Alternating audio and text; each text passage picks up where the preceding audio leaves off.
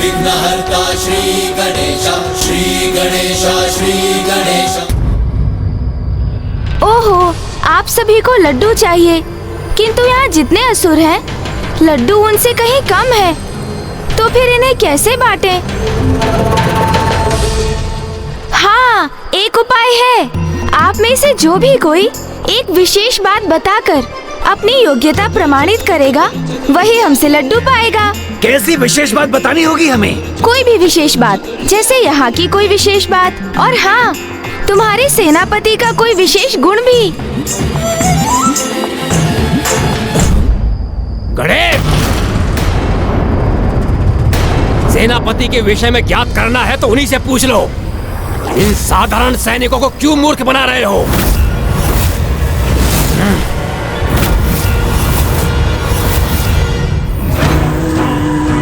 मुझे ऐसा आभास हो रहा है जैसे प्रथम पूज्य गणेश जी और कुमार कार्तिक के किसी संकट में हमें उनकी सहायता हेतु उन असुरों के शिविर में प्रवेश करना होगा। ये संकेत तो प्राप्त हो गया हमें कि कहाँ हैं वो दोनों।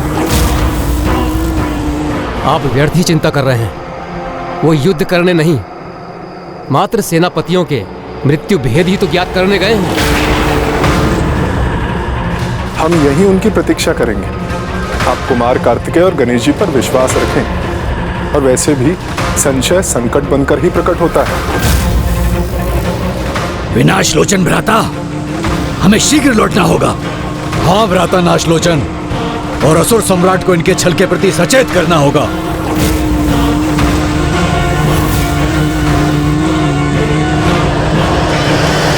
ऐसा प्रतीत होता है जैसे कोई अन्य भी है जो गुप्त रूप से हमारे संवाद सुन रहा है।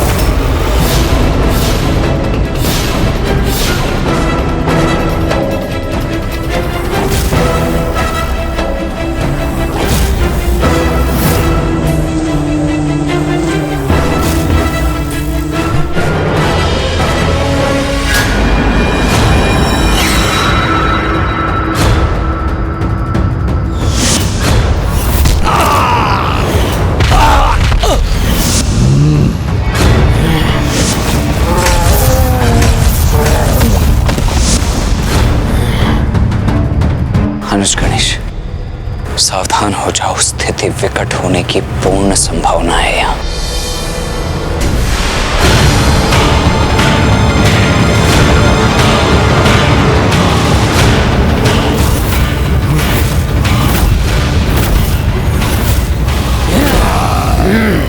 महायोद्धा असुरों, अपने क्रोध और पराक्रम का प्रदर्शन कल रणभूमि में करना। अभी तो हमारे उपहार स्वरूप दिए गए इन लड्डुओं को शांति से ग्रहण तो कर लो। तुम क्या हमें इसलिए प्रसन्न करने की कोशिश कर रहे हो जिससे कल के युद्ध में हम अपनी पूर्ण शक्ति का प्रयोग ना करें? नहीं नहीं, ऐसा कुछ भी नहीं है असुर जी। हम किसी विशेष उद्देश्य से नहीं आए हैं यहाँ। छल करने आए हो तुम यहाँ। छल। मैं विचल बुद्धि हूँ, विचल बुद्धि। छल करने और छल समझने में सर्वथा निपुण हूँ मैं। वही तो मैं कह रहा था भैया से अभी अभी कि पांचों असुर सेनापतियों में शक्ति और युक्ति दोनों में सर्वाधिक निपुण आप ही हैं। भैया को मेरा ये कथन स्वीकार ही नहीं था। इनके अनुसार ये अभेदी सबसे समर्थ है, और अन्य देवता, उनका तो मत था कि इस शिविर में कोई सर्वाधिक शक्तिशाली है तो वो है महासुर गणासुर जी। हाँ हाँ, सत्य ही तो कहा मैंने। एक अभेदी ही हैं जो आज के युद्ध में तनिक भी आहत नहीं हुए। न मेरे शक्ति दंड का इन पर कोई प्रभाव हुआ, और न ही देवराज इंद्र का वज्र इन्हें कोई क्षति पहुंचा सका। और मैं भी तो बिना आहत हुए वापस लौटा था, और एक साथ मैंने तीन देवताओं को संभाला था। अब असुर सेनापतियों में सर्वाधिक शक्तिशाली कौन? मैं विचल बुद्धि। मैं तुम हो सर्वाधिक शक्तिशाली? कैसा प्रयास है ये?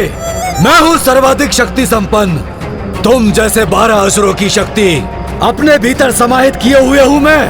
बस तुम्हारे अंदर तो 12 ही समाहित है ना, लेकिन तुम्हारे जैसे 24 को एक क्षण में अपने विषैले द्रव्य से घुला सकता हूँ। यही तो मैं चाहता था अब ये दुष्ट अपने रहस्य स्वयं ही उजागर कर देंगे। तब तक मैं करता हूँ लड्डुओं का सेवन। देवगण, प्रथम पूज्य गणेश जी और कुमार कार्तिकेय का रहस्य ही रहना चाहिए। किंतु यदि यहाँ कोई है तो उसका सुरक्षित यहाँ से लौट कर जाना उचित नहीं होगा। भ्राता विनाश लोचन, इसके पूर्व की बहुत देर हो जाए, हमें यहाँ से निकलना चाहिए। हाँ भ्राता नाशलोचन, अन्यथा यहाँ अग्नि में भस्म हो जाएंगे हम, अथवा ये हमें ढूंढकर हमारा वध कर देंगे।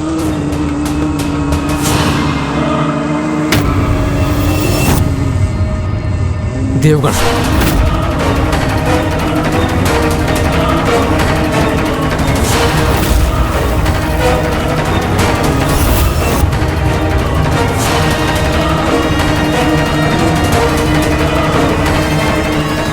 दर्शन देही माता, दर्शन देही माता, दर्शन देही माता, दर्शन देही, दर्शन देही।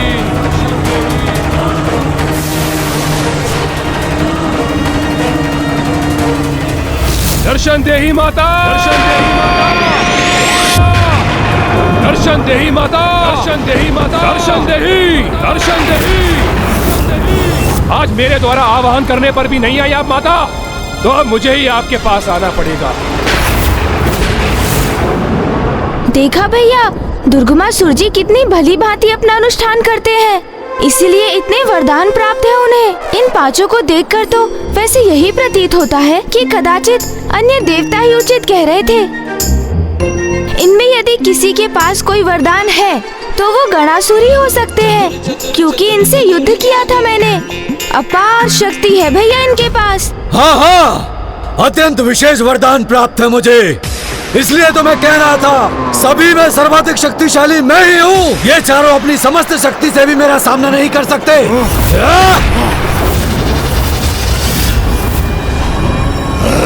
हम चारों अपनी संयुक्त शक्ति से भी नहीं कर सकते तुम्हारा सामना।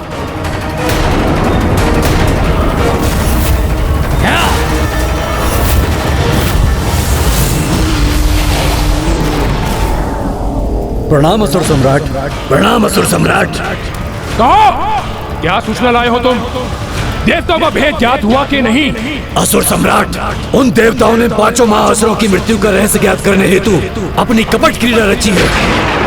हाँ असुर सम्राट, और उस गजमुख और उसके भ्राता को इस कार्य के लिए हमारे शिविर में भेजा गया है। ये मुझे क्यों बता रहे हो मूर्खों? सर्वप्रथम जाकर मेरे सेनापतियों को सूचित करो। जाओ!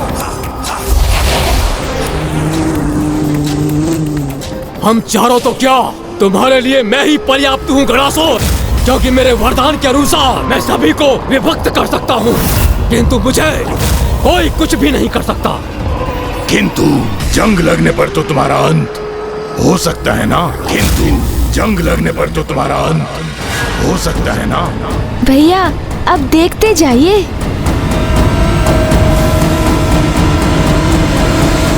हम शीघ्र सावधान करेंगे उन्हें।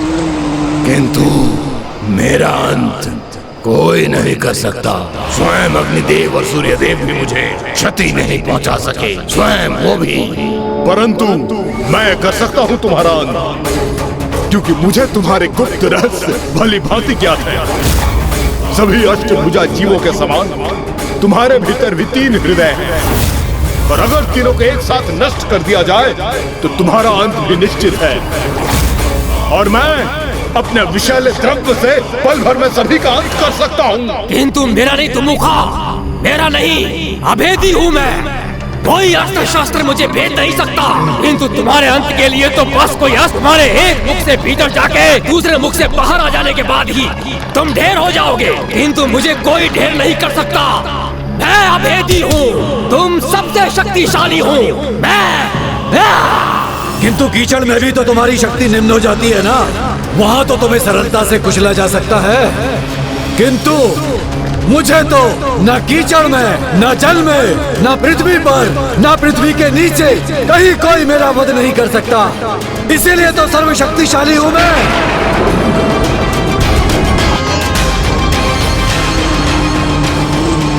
गणासुर, यदि तुम्हारे 12 प्रतिरूप तुमसे विभक्त हो जाएं और वो एक होने से अस्वीकार कर दे, और यदि एक एक करके उन 12 का वध किया जाए तो तुम्हारी मृत्यु तो निश्चित है। और यदि तुम्हारी मृत्यु निश्चित है तो तुम सर्वशक्तिशाली कैसे हुए?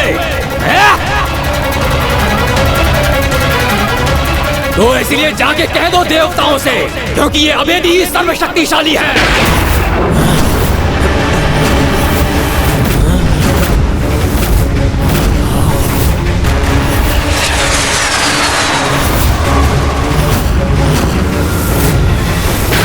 मूर्खों, वो दोनों यहाँ आए और तुम पांचों को मूर्ख बनाकर चले गए। मूर्ख हो तुम सभी, जो अपनी मृत्यु का उपाय स्वयं अपने हाथों से अपने शत्रुओं को सौंप दिया।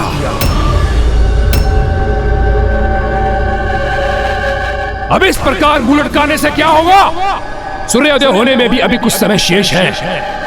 युद्ध की तैयारी करो, स्मरण रहे जब तक मैं शेष हूँ वो तुम्हारा रहस्य ज्ञात करने के उपरांत भी तुम्हें कोई क्षति नहीं पहुंचा सकते। यही उपाय है उन पांचों को उनके काल के निकट भेजने के लिए। अब जब हमें ये ज्ञात हो ही गया है कि उन सभी का अंत कैसे संभव है, तो हमें उन सभी को अकेले घेर कर एक एक करके उनका अंत करना होगा, जिससे उनमें से कोई भी मां की दूसरे दिवस की पूजा में बाधा उत्पन्न न कर सके।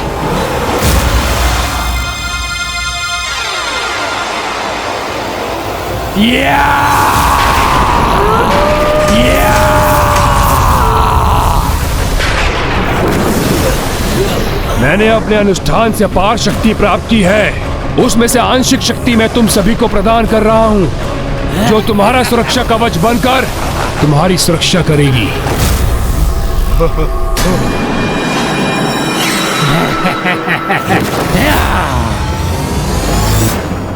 द्वितीय दिवस के दुग्धाभिषेक के पश्चात मां की बस एक ही दिवस की पूजा और शेष रह जाएगी। इसीलिए आप तैयार हो जाइए देवगण। आज के युद्ध के आरंभ का शंखनाद होने में अब अधिक समय शेष नहीं है।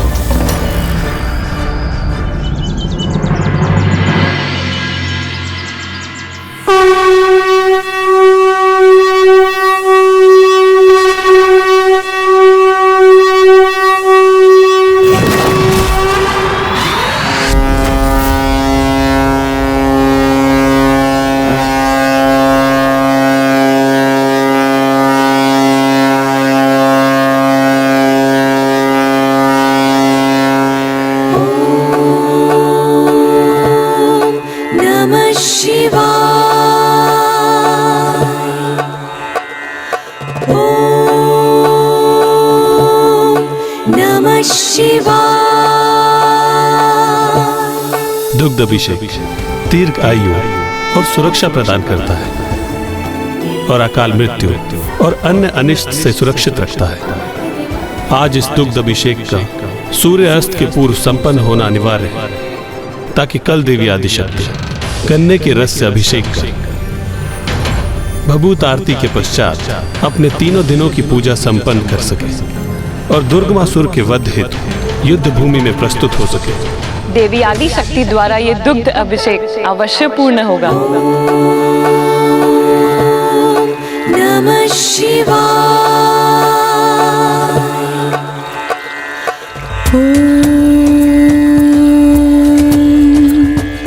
त्र्यंबकं यजामहे सुगंधिं पुष्टिवर्धनम् उर्वारुकमिव बन्धनात् मृत्युर्मुक्षयमामृतात्। यहाँ सभी परस्पर युद्ध में व्यस्त रहेंगे और मैं सूर्यास्त होने से पूर्व देवी आदिशक्ति की पूजा को भंग कर ही रहूंगा।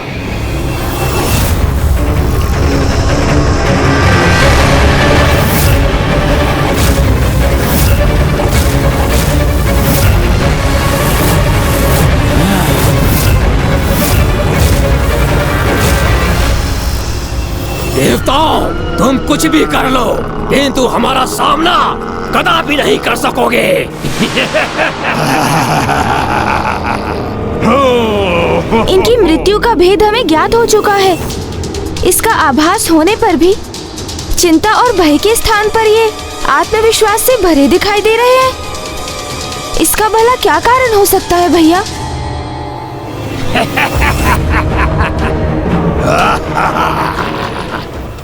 युद्ध का नाद तो मैं ध्वनित कर चुका हूँ देवताओं, तो फिर एकटुक क्यों देख रहे हो? ओ, समझा?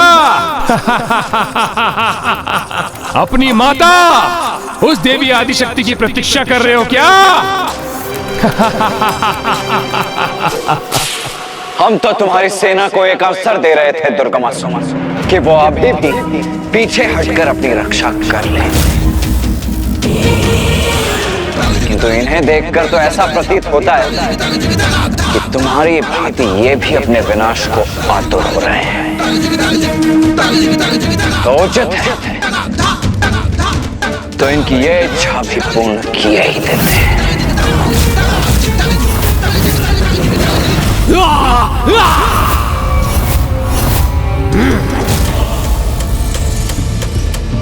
देवताओं, ये भक्त करेगा, ये भक्तासुर तुम्हें।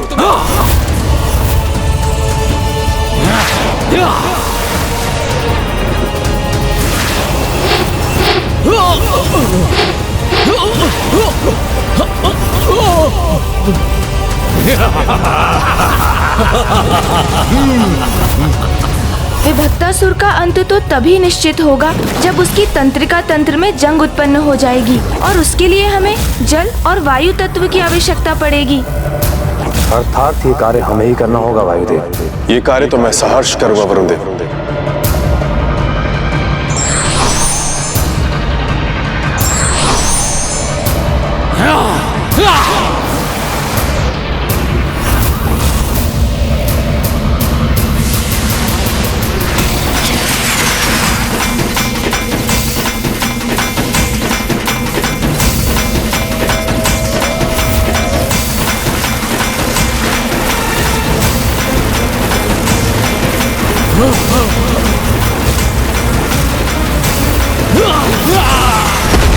ये क्या?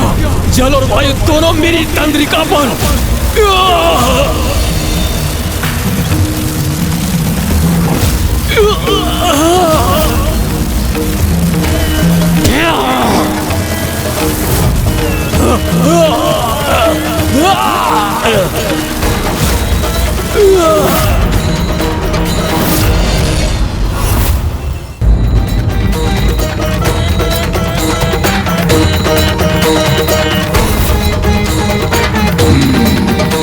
अष्टभुज होने के कारण विश्चल बुद्धि के 3 हृदय हैं, जिस पर एक साथ अस्त्र प्रहार होने पर ही उसकी मृत्यु संभव है।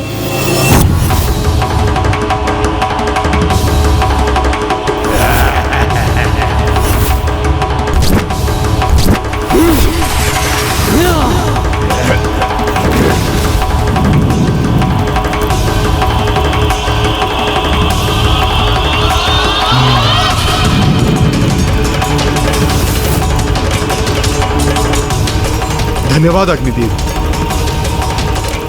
आपकी अग्नि के प्रभाव से मुझे उसके 3 हृदय स्पष्ट दिखाई दे रहे हैं।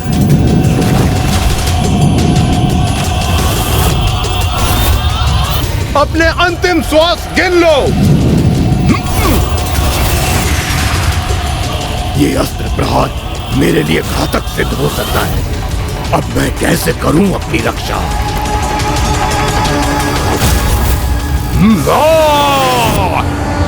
दुमुखासुर के वध हेतु अस्त्र को उसके एक मुख से प्रविष्ट कर उसके दूसरे मुख से निकालना होगा।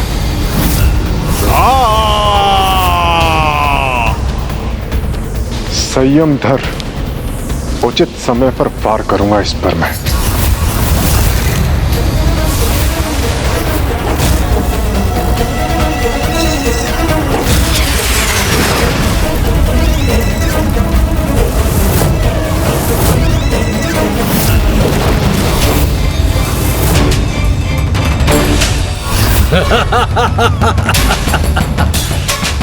देखो गजमुख, देखो मेरी 12 भुजाएं 12 भयंकर अस्त्रों के समान हैं।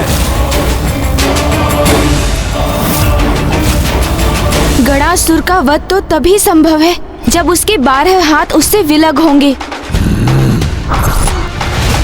और अब ये विलग होकर रहेगा।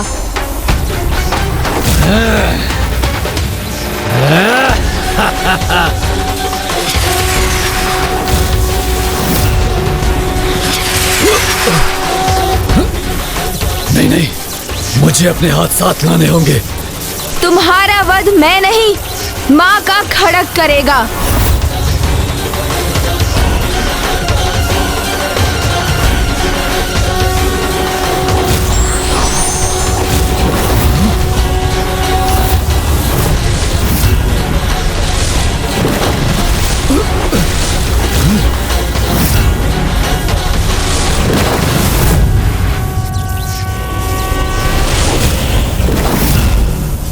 अब देखो देवताओं के सेनापति अभेदी तुम्हें कैसे धराशायी करता है।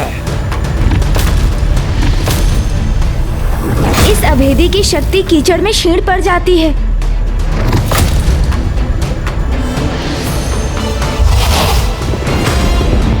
जय मां आदिशक्ति।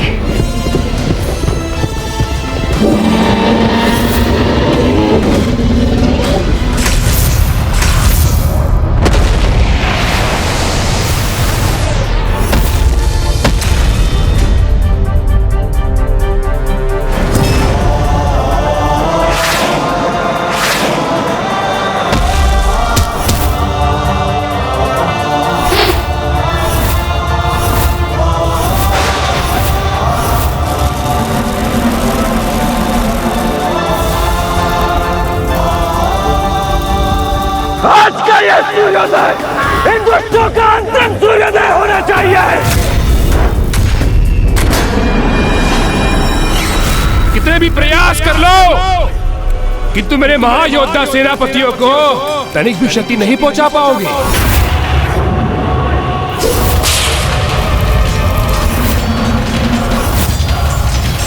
ये क्या? हमने तो इनके सभी महायोद्धाओं को पराजित कर दिया, फिर भी ये दुष्ट ऐसा क्यों कह रहा है? कहीं हमसे कोई चूक तो नहीं हो गई? किंतु क्या?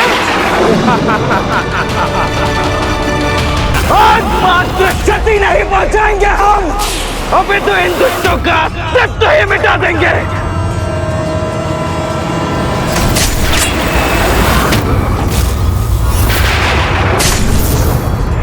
हमारे इतने शक्तिशाली प्रहार कैसे विफल हो रहे हैं? इस दुष्ट के कीचड़ में होने के बाद भी मेरा शक्ति बेलदंडे से भेद क्यों नहीं पा रहा है? कहा था ना मैंने, मेरे महायोद्धाओं को कुछ नहीं कर पाओगे तुम।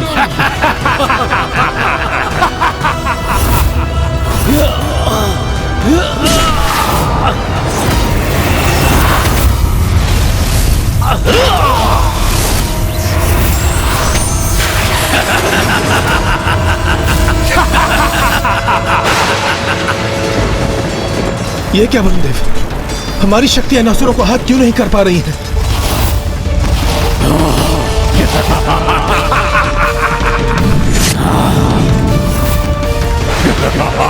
ये क्या हो गया है हमारी शक्तियों को कुबेर देव?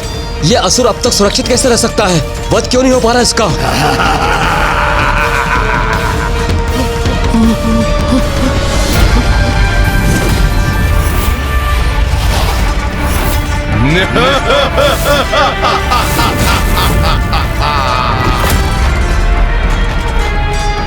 इनकी मृत्यु का रहस्य तो हमें इनसे ही प्राप्त हुआ था, फिर भी ये सुरक्षित क्यों है? क्या हुआ गजमुख? स्तब्ध क्यों रह गए? क्या प्रतीत हुआ था तुम्हें? अपनी चतुराई का प्रदर्शन कर हमारे भेद ज्ञात कर लोगे और हमें आहत करने में सफल होगे तुम, किंतु अब तुम्हारी युक्ति तुम्हीं पर भारी पड़ेगी।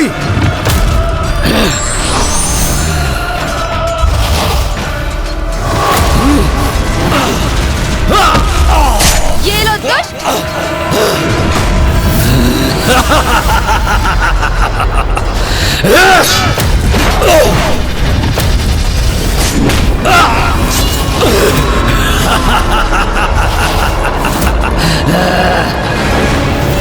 इसके चारों ओर ये कैसी ऊर्जा है?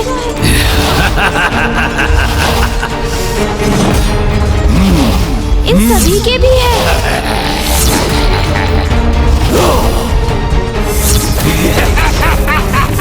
प्रतीत होता है कोई आसुरी शक्ति इनका कवच बनकर इनकी रक्षा कर रही है। अर्थात इन्हें आहत करने हेतु सर्वप्रथम इस कवच रूपी ऊर्जा को नष्ट करना होगा।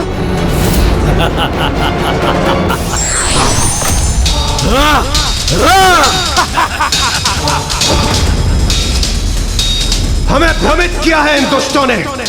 इसका परिणाम तो इन्हें भुगतना ही होगा। इस रणभूमि में इन्हें जीवित रहने का कोई अधिकार नहीं।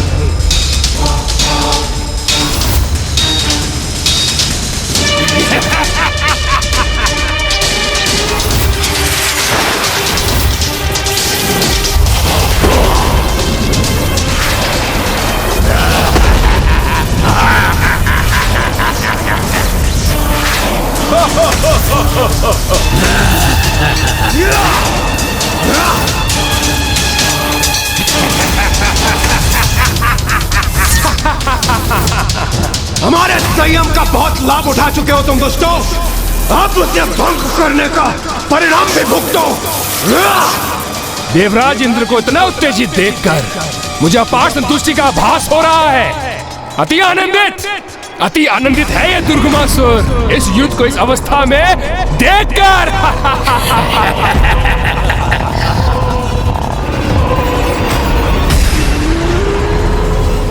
एक बात सदा स्मरण रखना, कभी भी पर्याप्त विचार किए बिना स्वयं को युद्ध में नहीं झोंकना चाहिए। पूर्ण सोच विचार के उपरांत उचित योजना के साथ ही युद्ध करने से युद्ध में सफलता प्राप्त होती है। माँ ने प्रसाद रूप में हमारे भीतर संयम का संचार किया था, इसलिए देवराज इंद्र संयम त्याग कर युद्ध नहीं कर सकते, क्योंकि इस युद्ध में माँ की पूजा के प्रत्येक चरण का अवश्य कोई विशेष महत्व है। अपनी पूजा के माध्यम से वो परोक्ष रूप में निरंतर हमारा मार्गदर्शन कर रही है।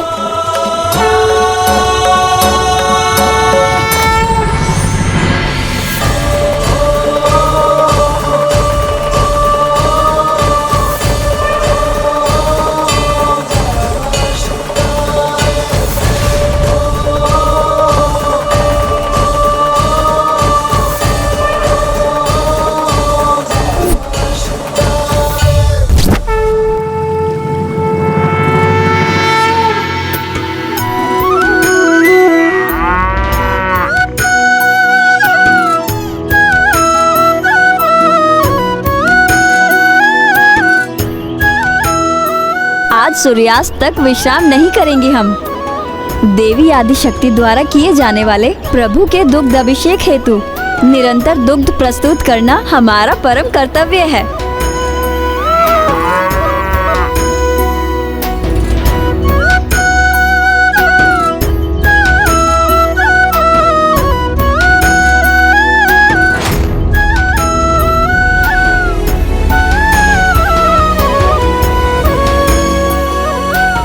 देवी आदिशक्ति के दुग्ध अभिषेक पूजा में ये गोपियां जिस प्रकार एक कतार में खड़ी होकर अपने श्रम दान से उसे पूर्ण एवं सफल करने में लगी हैं, ये दृश्य तो वास्तव में बहुत दिव्य और अनुपम है।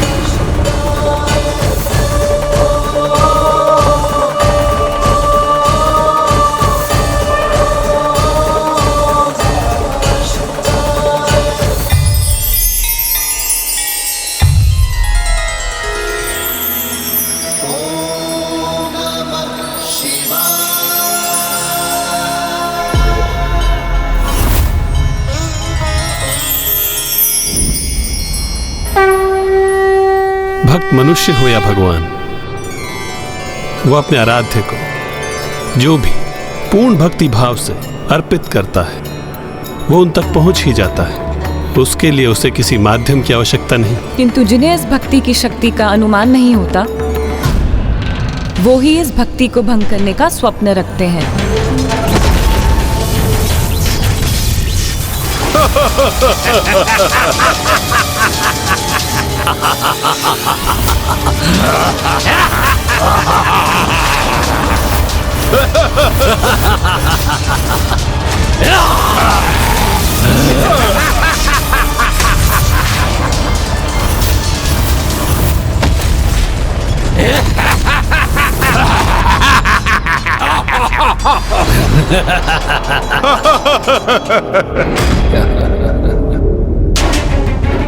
देवताओं ने अमृत पान किया हुआ है और मेरे महायोद्धा मेरे सुरक्षा कवच के कारण सुरक्षित हैं। तो एक घमासान युद्ध निरंतर यूं ही चलता रहेगा।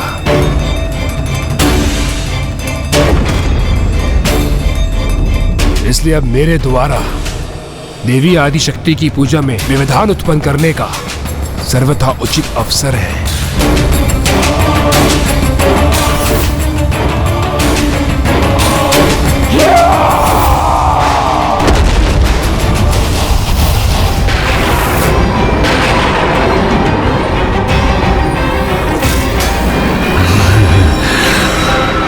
मेरे प्रतिरूपो,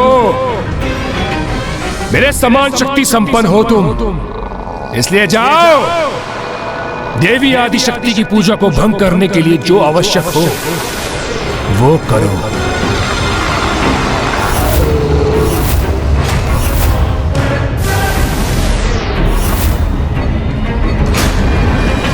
बस एक भटकाव उत्पन्न करने की आवश्यकता है, जो मेरे सेनापति करेंगे। मेरी ऊर्जा का एक भाग तो उनके भीतर है ही, बस उनमें वृद्धि करने की ही आवश्यकता है।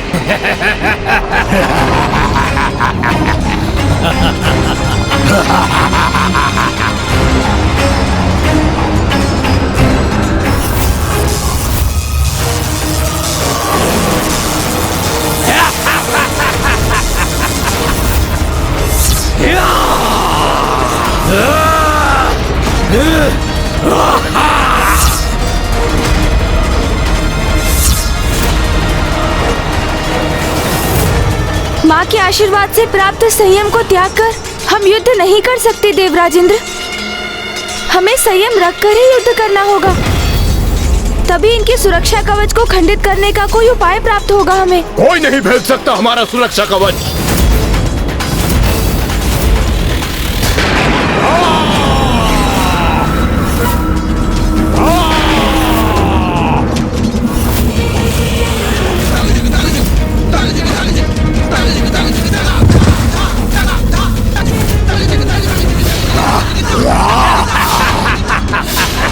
हमें अपनी सेना के समक्ष क्रमबद्ध होकर इन असुरों से उसकी सुरक्षा करनी होगी।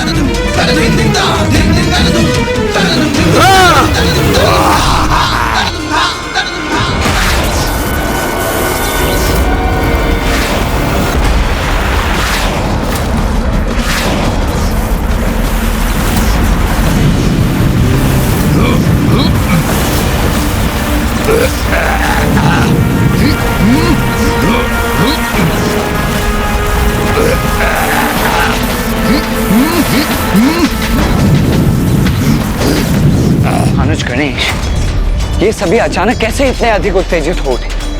हम पर इनका आक्रमण इतना सशक्त क्यों? जैसे ये हमारा संपूर्ण ध्यान स्वयं पर ही केंद्रित रखना चाहते हैं। तो क्या इसका अर्थ ये है कि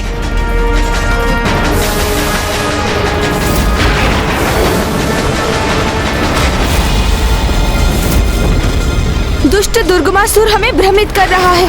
हमें यहाँ इनके साथ उलझाकर वो माँ के दुग्ध अभिषेक को भंग करने का प्रयास करना चाहता है।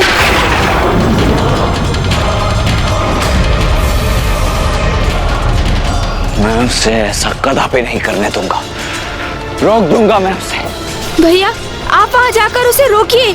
मैं अन्य देवताओं के साथ यहाँ की स्थिति संभाले रहूंगा।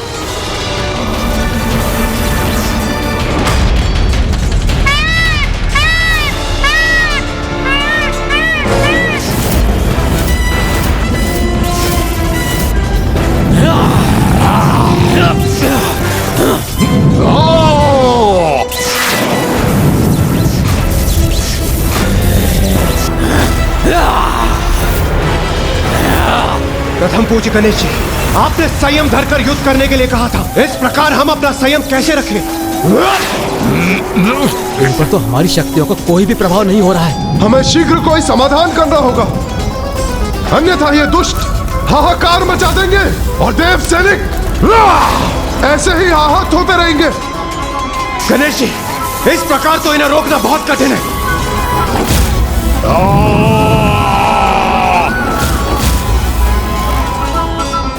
इनके आसुरी कवच के कारण हम इन पर आक्रमण कर इन्हें आहत करने में असमर्थ हैं। किंतु ये अपनी ही शक्ति से स्वयं को आहत तो अवश्य कर सकते हैं, क्योंकि इनके स्वयं असुर होने के कारण दुर्गमासुर का सुरक्षा कवच इनकी आसुरी शक्ति से इनकी रक्षा नहीं करेगा।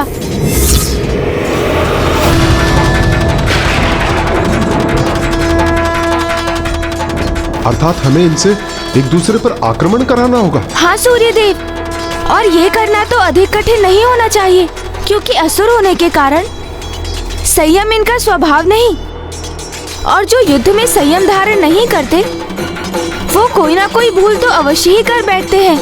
इसलिए इसके पूर्व कि ये हमारी सेना को और क्षति पहुंचाए, हमें किसी प्रकार इन्हें देव सेना से दूर खींचना ही होगा।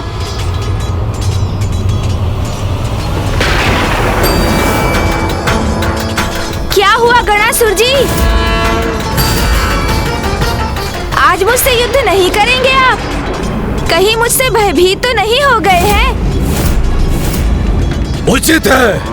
तुम्हारी चुनौती सुनकर बहुत आनंद आया मुझे। तुम्हारी चुनौती स्वीकार है मुझे।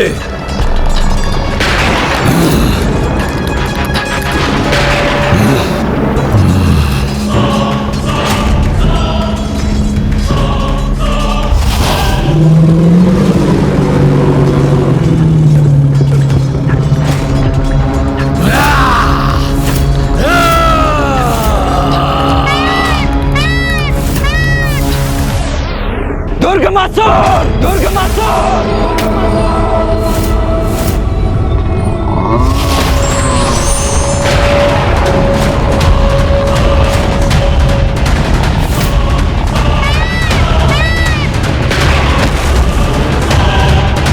अब और आगे जाने का दुस्साहस मत करना दुर्गमासुर।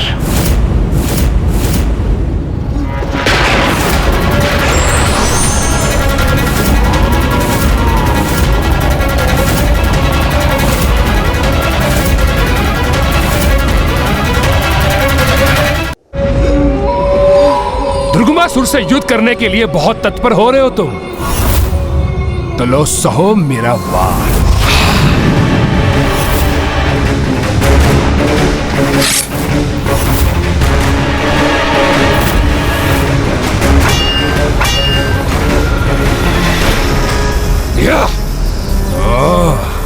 दिखने में तो युवक हो, किंतु अपनी आत्मरक्षा करने का सामर्थ्य भी रखते हो, तो क्या आक्रमण कर। मुझसे युद्ध करने की कुशलता है तुम में?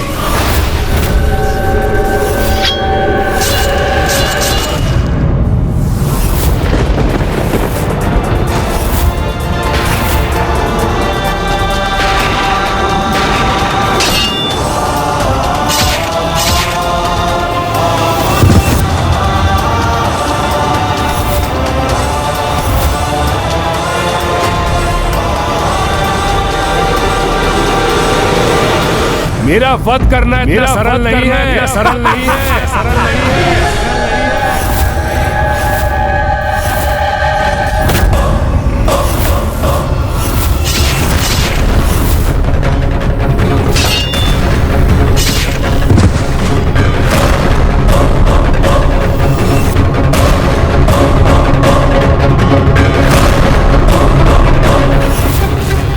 रुक जाओ, रुक जाओ।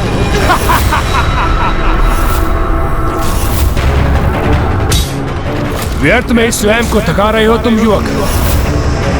कदाचित तुम्हें मेरे वरदान का ज्ञान नहीं है। आप मुझे ये वरदान दीजिए कि मेरी मृत्यु एक स्त्री के हाथों से ही हो, किंतु वो ऐसी स्त्री हो जिसने वर्षों तक अपनी पलकें न झपकाई हो। जैसी तुम्हारी इच्छा वत्स। तथास्तु, तथास्तु। इसका रूप हो अथवा प्रतिरूप, इसका अंत तो मां के हाथों ही नियत है।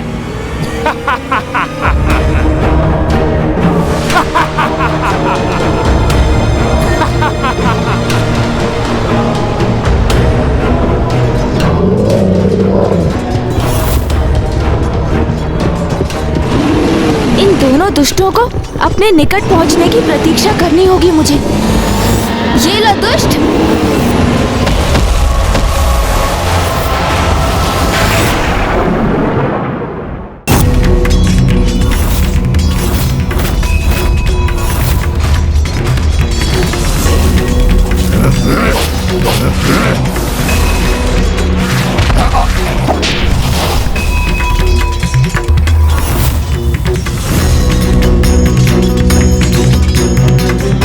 शीघ्र मैं वहां पहुंचूंगा और अपना कार्य सिद्ध करूंगा।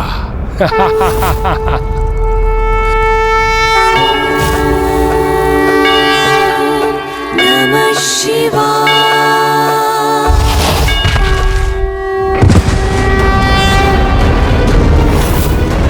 तुम्हारे जैसे दुष्ट असुर के लिए ऐसे पवित्र स्थान पर प्रवेश करना इतना सरल नहीं है दुष्ट।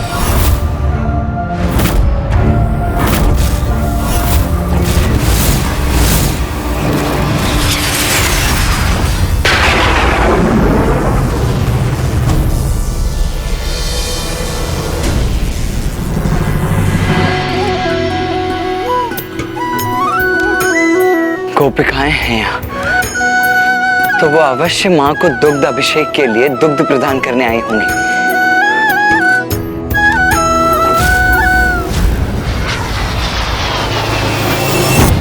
इसका इससे आगे बढ़ना संभव प्रतीत तो नहीं हो रहा है, इसीलिए मेरे यहाँ रुकने का कोई लाभ नहीं है। मुझे युद्ध भूमि में लौटना चाहिए।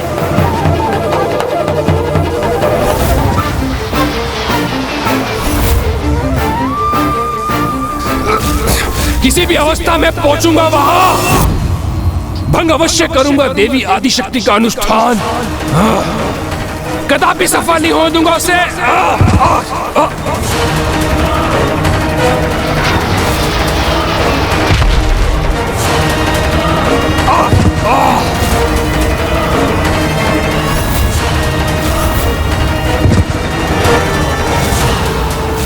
मंदिर अथवा पूजा स्थल से तो लौटते समय भी उसकी ओर पृष्ठ नहीं करनी चाहिए, और ये दुष्ट तो अपनी पृष्ठ पूजा स्थल की ओर करके ही उसकी ओर बढ़ रहा था, तो इसे तो मुंह के बल गिरना ही था। माँ की पूजा इतनी साधारण पूजा नहीं है जिसे कोई भी असुर आकर भंग कर सके।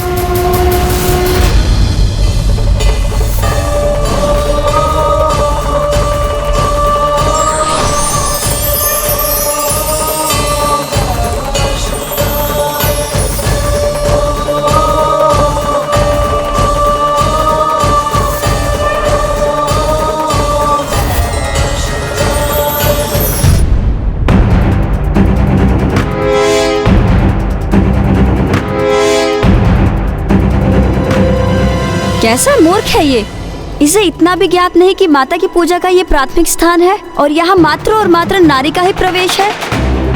ये क्या कर रही हो तुम सब? देख नहीं रहे हो, पूजा के लिए दुग्ध उपलब्ध करवा रहे हैं हम।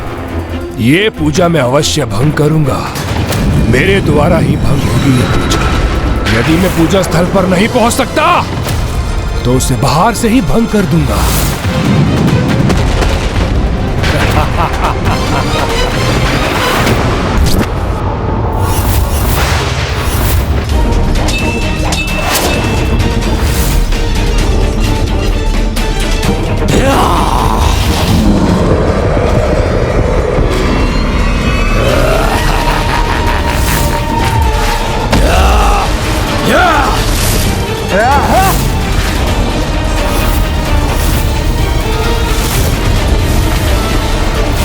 बचिए देवराजेंद्र।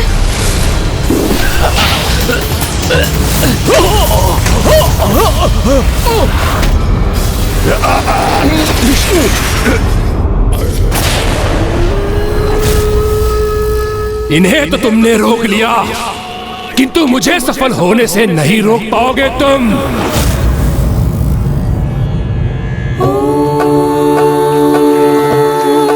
नमः शिवाय।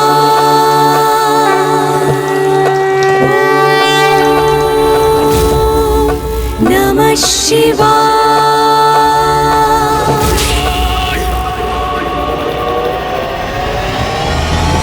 Yeah!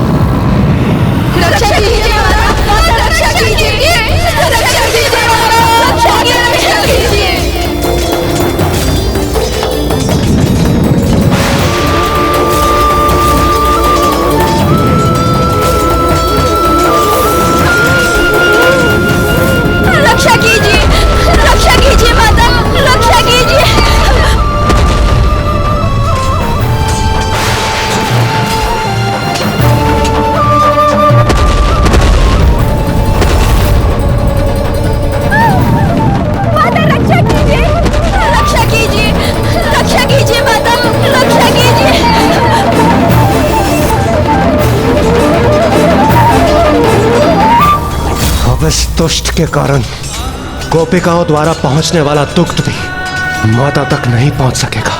अब माता की पूजा कैसे संपन्न होगी? और यदि पूजा संपन्न नहीं हुई तो फिर अनर्थ हो जाएगा इंद्रदेव। माता रक्षा कीजिए। गोपिकाओं, कहाँ भागे जा रही हो? मेरी सेवा करो दुर्गुमासुर की। रक्षा कीजिए माता, माता रक्षा कीजिए, रक्षा कीजिए माता, रक्षा कीजिए माता, माता रक्षा कीजिए, रक्षा कीजिए, रक्षा कीजिए माता, माता रक्षा कीजिए, रक्षा कीजिए माता, रक्षा कीजिए माता,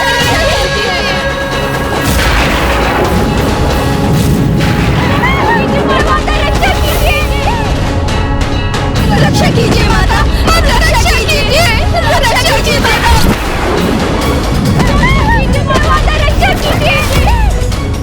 रक्षा कीजिए माता, माता रक्षा कीजिए, रक्षा कीजिए माता, रक्षा कीजिए।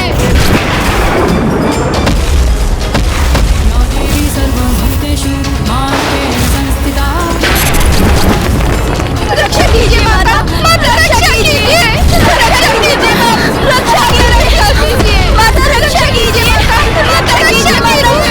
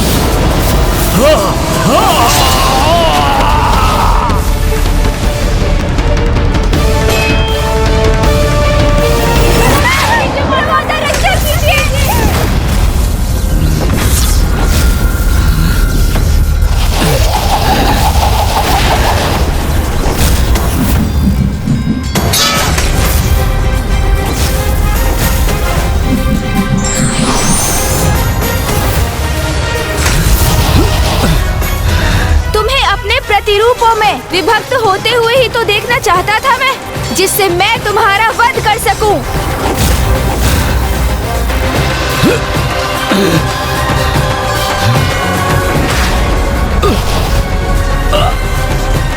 क्या हो गया ये? अब जो होगा उसके लिए तैयार हो जाओ गणासुर, क्योंकि अब तुम्हारे काल से भेंट होगी तुम्हारी।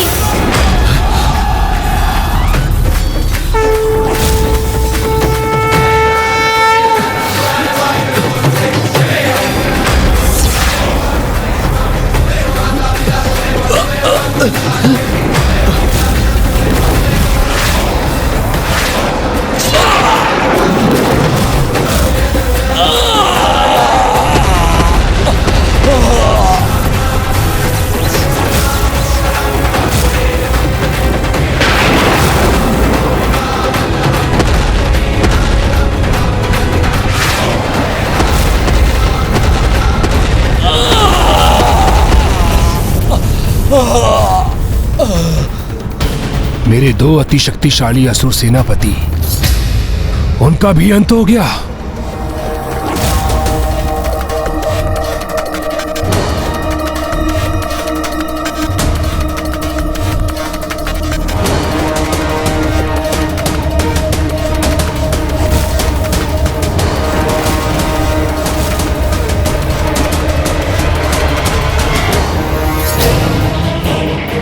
तुम्हें क्या प्रतीत हुआ? मेरा शीश जीवन रहित कर और मेरे महान दो योद्धाओं का अंत कर तुम इस युद्ध में विजय प्राप्त कर रहे हो। किंतु सत्य तो यह है, मैं इस युद्ध में विजय प्राप्त कर चुका हूं, क्योंकि गोपिकाएं नहीं तो दुग्ध अभिषेक के लिए दुग्ध नहीं, और दुग्ध नहीं तो देवी आदिशक्ति की पूजा पूर्ण नहीं। अधूरा रह गया उनका अनुष्ठान, और अस्त्र भी उठा लिए उन्होंने। अर्थात पूजा और प्रतिज्ञा दोनों भंग हो गई, दोनों भंग हो गई।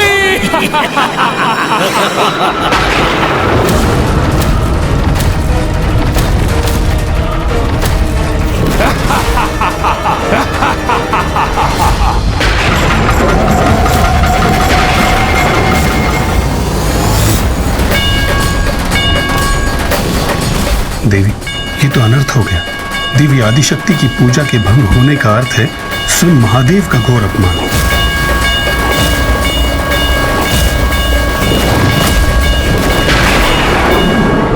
विफल हुई तुम्हारी देवी आदिशक्ति और विजय हुआ है दुर्गमासुर।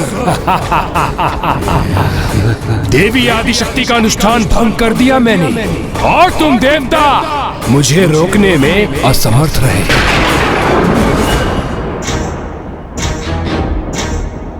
मैंने वचन दिया था माता को। आप तनिक भी चिंता मत कीजिए, अगले 3 दिवसों में हम सभी अपनी सम्मिलित शक्ति से दुर्गमासुर को रोक कर ही रहेंगे। उनके अनुष्ठान को पूर्ण करने हेतु जिस दुख की आवश्यकता थी उन्हें, उसी दुख को उन तक नहीं पहुंचने दिया मैंने।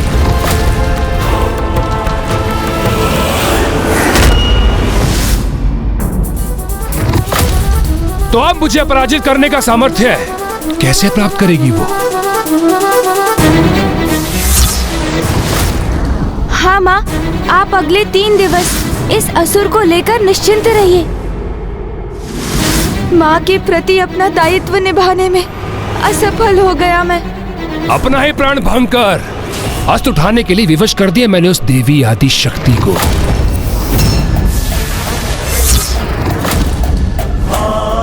मैं विश्वास दिलाता हूं माता कि इन 3 दिनों में आपको अस्त्र शस्त्र धारण करने की कोई आवश्यकता नहीं होगी।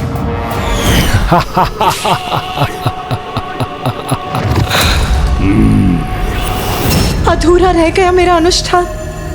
3 दिवस तक निरंतर पूजा कर और इस अवधि में अस्त्र ना उठाने का प्रण लिया था मैंने, जो पूर्ण नहीं कर सकी मैं। क्षमा कीजिए माता, क्षमा कीजिए माता, क्षमा कीजिए। आपकी पूजा की सहायता के स्थान पर हमने आपकी पूजा भंग कर दी। इसमें हमारा ही दोष है। क्षमा कीजिए माता।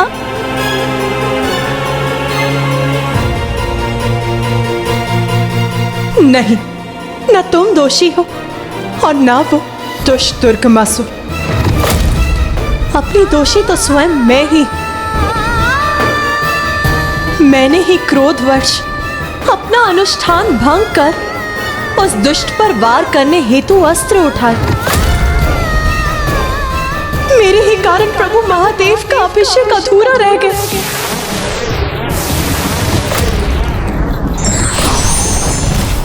अब मेरी इस भूल का जो भी दंड प्रभु मुझे देंगे वो मुझे स्वीकार है।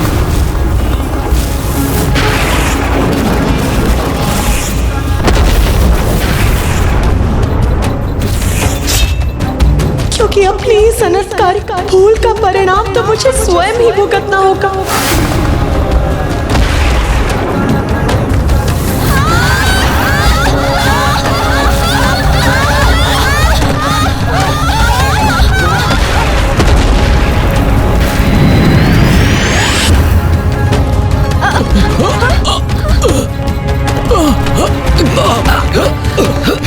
ये कैसा कंपन है?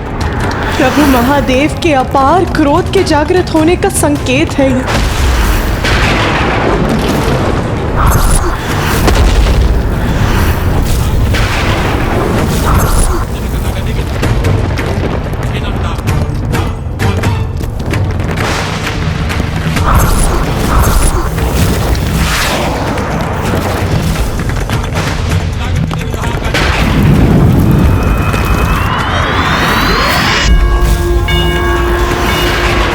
महादेव के क्रोध का शुभ ज्वालामुखी अब जागृत हो चुका है और अब वो शीघ्र शांत नहीं होगा।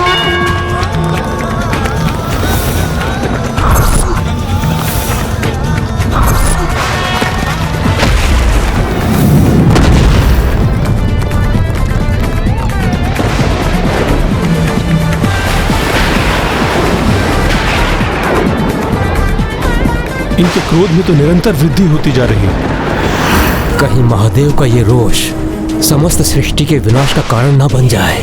प्रभु कुछ कीजिए प्रभु। आपकी चिंता सर्वथा उचित है देवी लक्ष्मी, किंतु इस समय महादेव के क्रोध को शांत करना असंभव के समान है।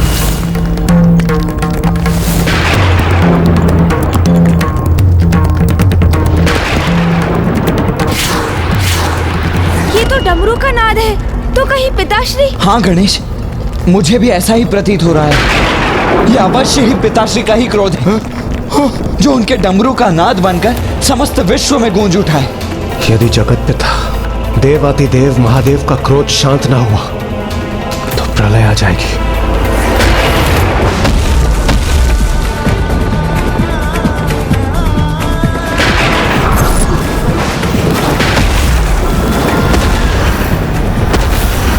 दुष्ट असुर, महादेव की जिस क्रोधाग्नि को तुमने जागृत किया है, वो यदि शांत नहीं हुई तो समस्त संसार में प्रलय आ जाएगी, जिसे कोई नहीं रोक पाएगा।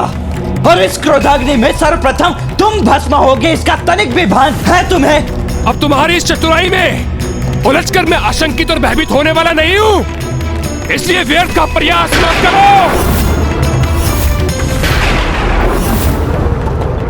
देवी, महादेव के इस रोष को शांत करने का प्रयास करना तो स्वयं अपने विनाश को आमंत्रण देने के समान होगा। यदि आप भी उन्हें शांत नहीं कर सकते स्वामी, तो फिर कौन उन्हें शांत कर सृष्टि का ये संकट हरेगा?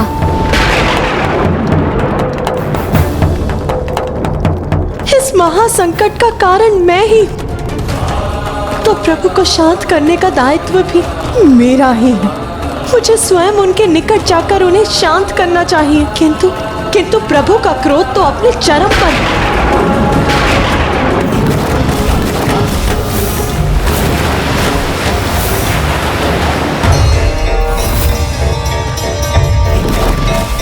तो उनके इस चरम क्रोध का प्रकोप सृष्टि नहीं, मैं स्वयं सहूंगी।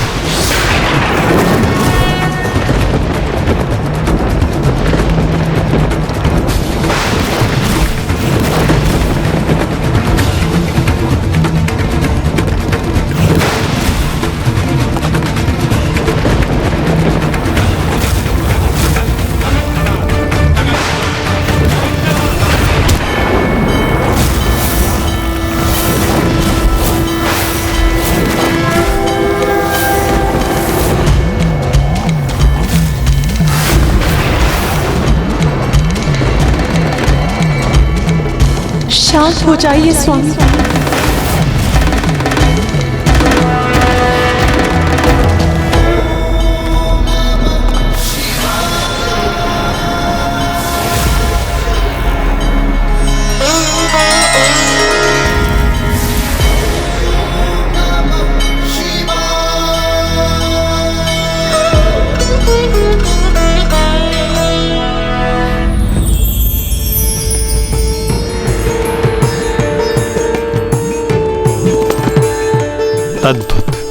अद्भुत दृश्य है।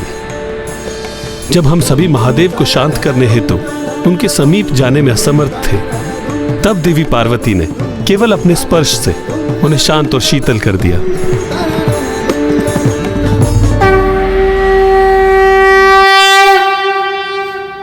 इसीलिए तो पत्नी को पति का शांति स्थान कहा जाता है।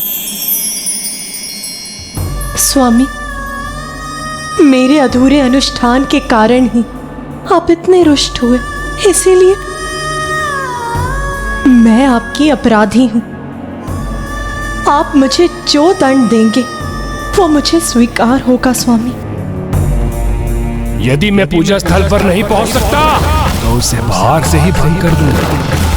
गोपिकाएं नहीं तो दुग्ध अभिषेक के लिए दुग्ध नहीं, और दुख नहीं तो देवी आदिशक्ति की पूजा गुण नहीं। देवी आदिशक्ति का अनुष्ठान भंग कर दिया है मैंने।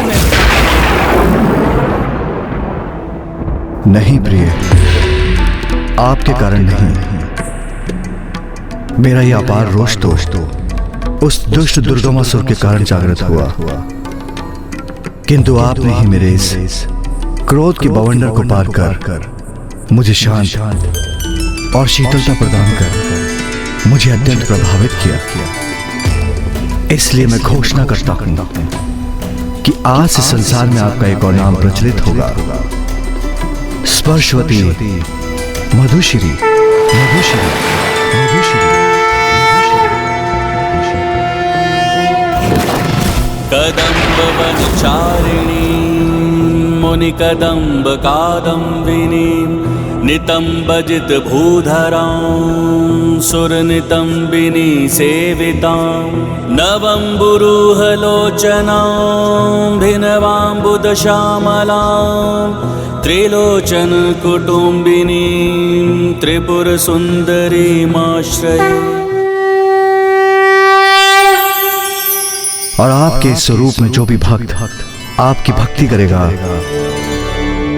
वो सदैव क्रोध से मुक्ति पाएगा।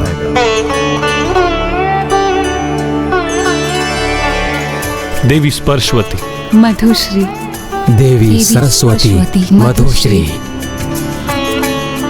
आपके इन कृपा वचनों को सुनकर मैं कृतार्थ हुई स्वामी, किंतु जो भक्त अपने संकल्प को अपूर्ण छोड़ दे, अपने धर्म का पालन करने में असमर्थ हो जाए, वो प्रभु के कृपा के पात्र कहां? प्रिय, धर्मोचित आचरण की कोई एक परिभाषा नहीं, वो तो समय, स्थान, संबंध या स्थिति के अनुसार ही निर्धारित होते हैं। समय निर्धारित करता है कि रात्रि में निद्रा और दिवस में पूजा अनुष्ठान उचित है, और संबंधों की मर्यादा एक नारी को पिता, पति, भ्राता और पुत्र के साथ उसे भिन्न धर्मों का पालन करने के लिए प्रेरित करती है। भिन्न स्थानों पर भिन्न कर्तव्य निभाए जाते हैं। जैसे पूजा स्थल में पूजा करना उचित है, भोजनशाला में भोजन तैयार करना और उसे प्राप्त करना, उसी प्रकार भिन्न परिस्थितियों में उचित और अनुचित की परिभाषा भी भिन्न होती है। किंतु ये सत्य है कि आपके समक्ष जो परिस्थिति उत्पन्न हुई उसके अनुसार गोपियों की रक्षा करने हेतु आपने अपना अनुष्ठान भंग किया। किंतु उससे भी बड़ा सत्य यह है कि दुर्बल असहाय जीवों से अधिक पूजा अनुष्ठान का कोई महत्व नहीं। इसलिए आपने अपने परम धर्म का निर्वाह कर मेरी पूजा संपन्न की।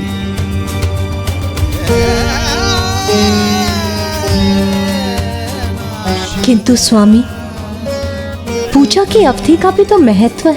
पूजा उसकी अवधि से नहीं, अपितु श्रद्धा, भक्ति और पूजा की शुद्धता से पूर्ण होती है। पावन गंगाजल और दुग्ध से अभिषेक कर आपने अपनी भक्ति से मुझे संतुष्ट किया। इसलिए मैं घोषणा करता हूं कि जो भी भक्त मात्र गंगाजल और दुग्ध से मेरा अभिषेक करेगा, उसकी पूजा भी अन्य सभी प्रकार से किए जाने वाले अभिषेक के समान ही फलित होगी, और पूजा करने वाले भक्त को मन की शुद्धि और तन की शक्ति प्राप्त होगी। अपने इस दिव्य और अद्भुत लीला से जगत पिता और जगत माता जगत को पूजा का वास्तविक मर्म समझा रहे हैं, जिससे समस्त संसार के समक्ष ये स्पष्ट होगा कि मन की शुद्धता से विहीन रहकर किए जाने वाले बड़े से बड़े अनुष्ठान भी विफल हो जाता है, और प्रभु के प्रति भक्ति और श्रद्धा से किए जाने वाले छोटे से छोटे अनुष्ठान को भी वो स्वीकार करते हैं।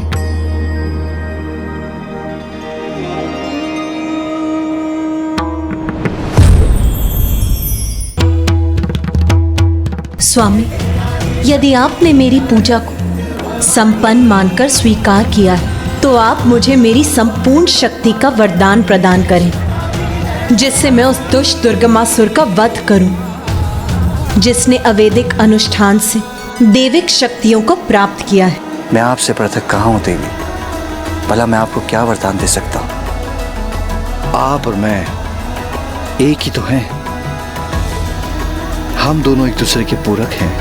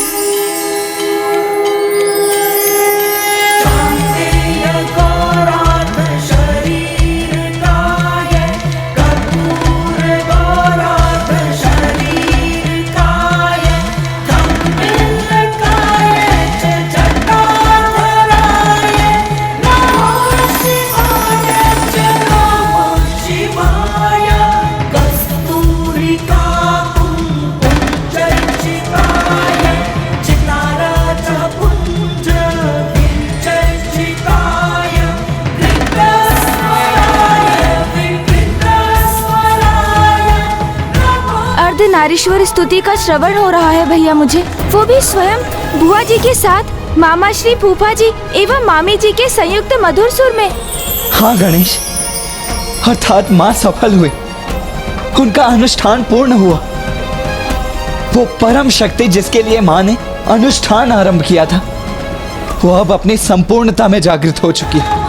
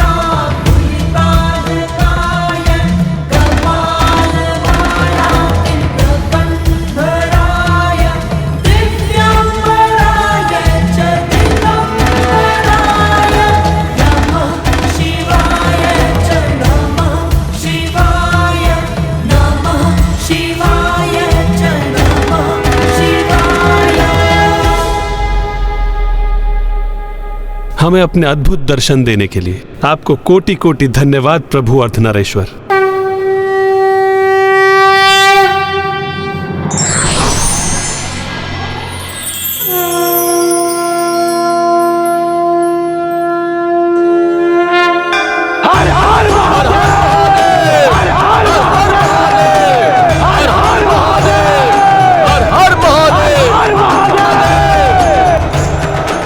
अब जब आपकी पूर्ण शक्ति का संचार हो चुका है, तो अब आप उस दुष्ट असुर के वध के लिए प्रस्थान कीजिए। ऐसी क्या अद्भुत युक्ति सूझ गई है इन्हें? ऐसी क्या अद्भुत युक्ति की योजना कर ली है इन्होंने, जो इतना प्रसन्न हो उठे हैं? हम अभी जाते हैं महाराज, और इन देवताओं का ये भेद ज्ञात कर अभी यहाँ लौटते हैं। कहीं जाने की आवश्यकता नहीं है तुम्हें, क्योंकि अब मैं स्वयं वहां जाऊंगा।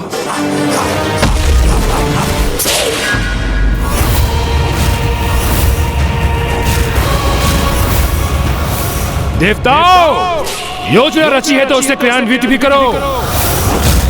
आओ, युद्ध करो मुझसे, क्योंकि अभी सूर्यास्त होने में कुछ समय शेष है।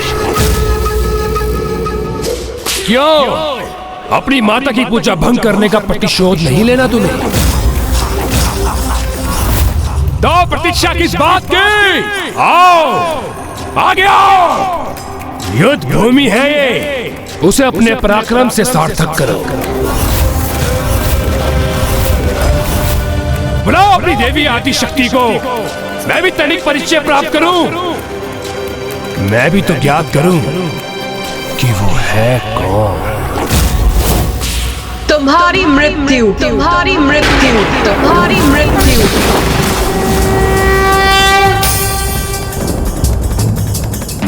तेरी नन्दिनि नन्दितमेदिनि विश्वविनोदिनि नन्दनुते निर्वयविन्द्यशिरोधिनि वासिनि विष्णुविलासिनि विष्णुविते भगवति देशिति नन्दकुटुम्बिनि भूरि भूरिकृते जय जय हे महिषासुरमर्दिनि रम्यकवर्दिनि शैलसुते जय जय हे महिषासुरमर्दिनि रम्यकवर्दिनि शैलसुते। प्रणाम माँ।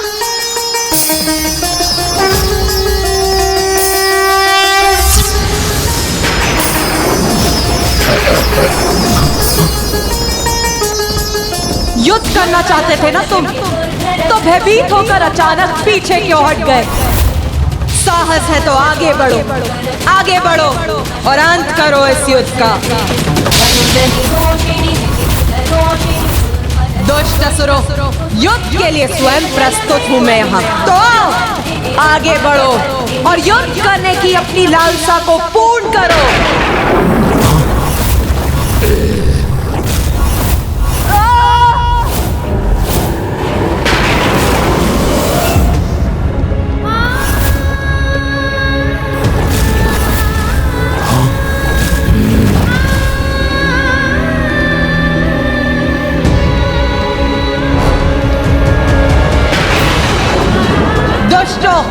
आज तो तुम्हें नियति ने सुपथ पर आने का एक और अवसर प्रदान किया है, किंतु यदि कल भोर होने तक तुम नहीं सुधरे तो फिर भयंकर अंत होगा तुम सभी का, भयंकर अंत।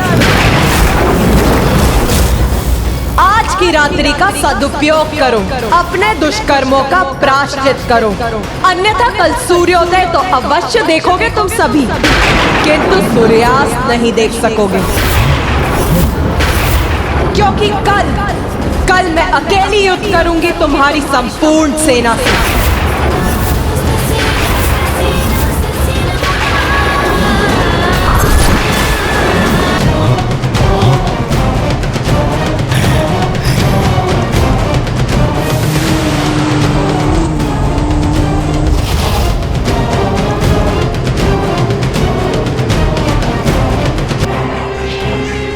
असुर सम्राट, कितना विकराल रूप था उस देवी का।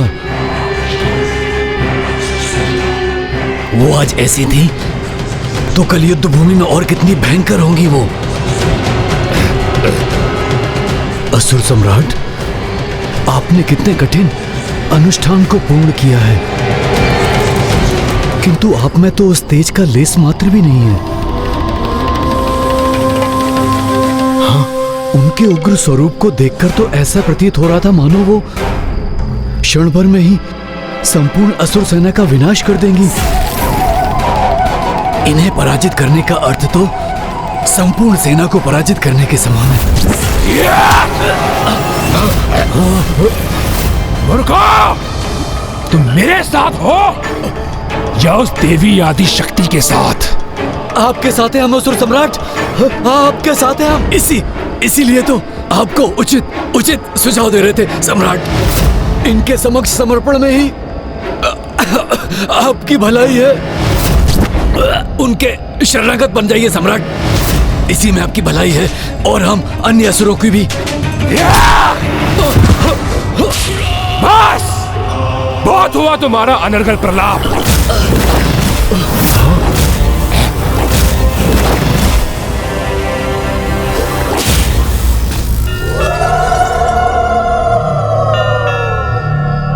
देवी आदि शक्ति, सूर्यास्त के पूर्व एक क्षण उपलब्ध था आपको, तो फिर उस दुष्ट दुर्गमासुर का वध आज ही उचित होता।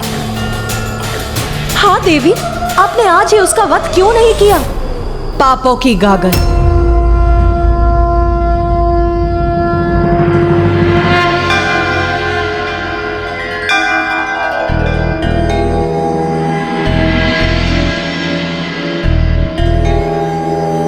प्रत्येक जीव के भीतर पाप की एक बड़ी गागर और पुण्य का एक छोटा कलश दोनों ही होते, किंतु वर्तमान समय में ज्ञात नहीं, संसार में सभी पाप कर्मों के प्रति ही अधिक प्रेरित हैं। जिसके कारण वो अपने पापों की गागर भरते जाते हैं, जिसके अंत में प्राप्त होती है भयंकर मृत्यु। किंतु कुछ ही बूंदों से भरने वाले पुण्य के कलश से सभी जीव अपना ध्यान हटा लेते हैं, जिससे मृत्यु का कष्ट नहीं, मोक्ष की प्राप्ति होती है। क्षमा कीजिएगा असुर सम्राट, मेरी छली बुद्धि भी यही कह रही है कि ढूंढ ही सही, किंतु इस समय क्षमा याचना कर अपनी रक्षा कीजिए। फिर शांति वार्ता के नाम सदियां बीत जाएंगी और निर्णायक युद्ध भी इसी प्रकार टलता रहेगा। हाँ महाराज। नहीं, अब ये युद्ध और नहीं टलेगा। अवश्य मैं देवी आदिशक्ति को पराजित करूंगा। किंतु उसे पराजित करने का उपाय तो कोई ऐसा ही बता सकता है जो उसके निकट हो, उनके शिविर का भाग हो, अर्थात तामसिक माता। समय समय पर तामसिक देवी की पूजा करने के कारण दुष्ट दुर्गमासुर के पुण्य कलश में अभी भी कुछ पुण्य शेष है। तामसिक देवी एक ओर जब वो आपके समक्ष गुहार लगाता है तो वो एक और पुण्य को प्राप्त करता है, और दूसरी ओर आवेदिक पूजा का प्रयोग करने के कारण उसके पापों की गागर भी बढ़ती जाती है।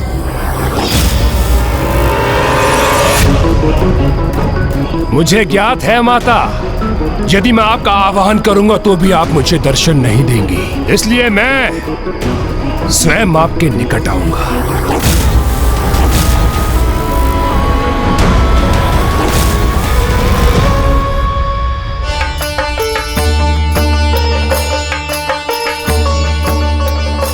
मेरी युद्ध सभा में चिंता एवं दुख का कोई स्थान नहीं।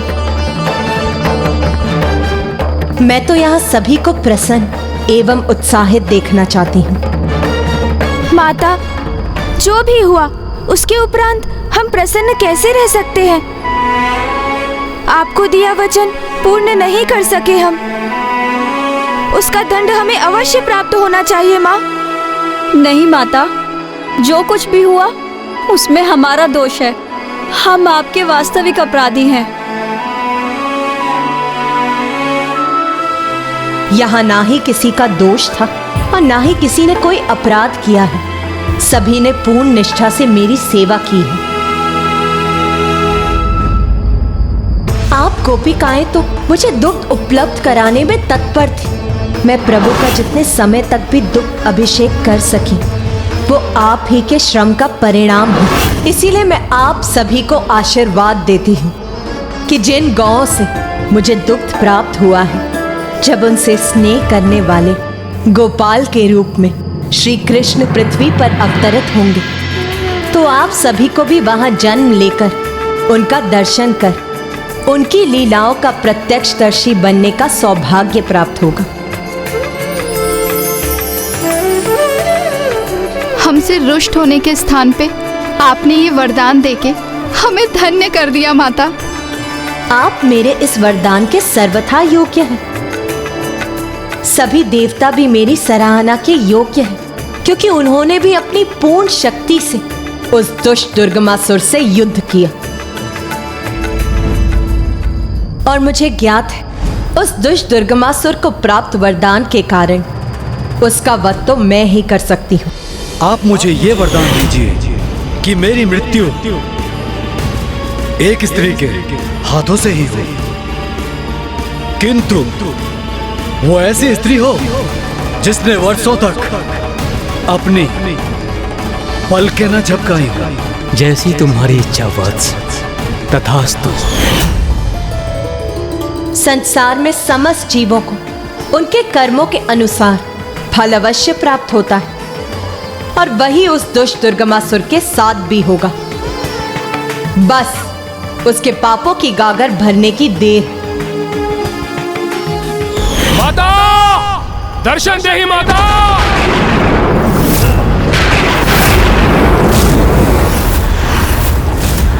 मां दर्शन दीजिए, मां दर्शन दीजिए।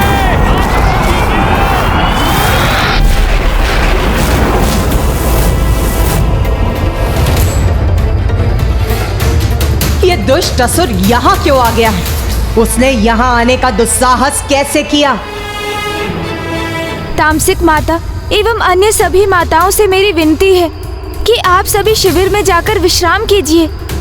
इस दुष्ट को क्या चाहिए वो मुझे ज्ञात है। मैं अभी वहां जाकर इसका उपाय करता हूँ।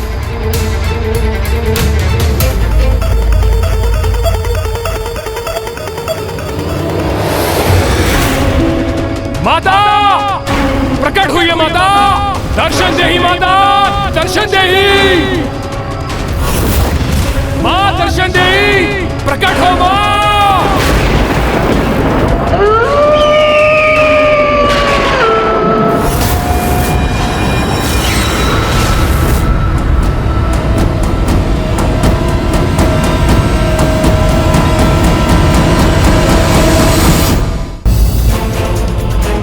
संसार में समस्त जीवों को उनके कर्मों के अनुसार फल अवश्य प्राप्त होता है और वही उस दुष्ट दुर्गमासुर के साथ भी होगा। इसके पापों की गागर अब भरने वाली है, किंतु यदि ये तामसिक माता के समक्ष पहुंच गया तो पुनः कुछ पुण्य भी प्राप्त कर लेगा ये।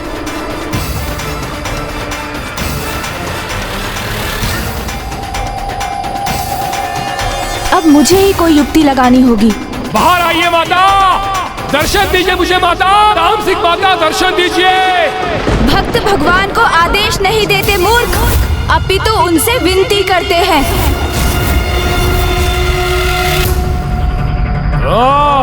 तो तुम हो गजमुख, मुझे सीख देने का प्रयास मत करो। मैं जैसे भी उनका आवाहन करता हूँ उन्हें प्रकट होना ही होता है। किसी को विवश कर उनके दर्शन तो अवश्य प्राप्त किए जा सकते हैं, किंतु उनका आशीष नहीं। तो आशीष किसे चाहिए? मैं तो सहायता प्राप्त करने आया हूँ। वर्षों तक पूजा करता आया हूँ मैं उनकी, इसलिए उन्हें आना ही होगा मेरी सहायता के लिए। क्यों? सहायता की आवश्यकता क्यों पड़ी? सर्व शक्तिशाली दुर्गमासुर को? ओह, कहीं माँ आदिशक्ति को युद्ध भूमि में देखकर उनसे भयभीत तो नहीं हो गए दुर्गमासुर? माता तो वो तुम्हारी है, मेरी नहीं।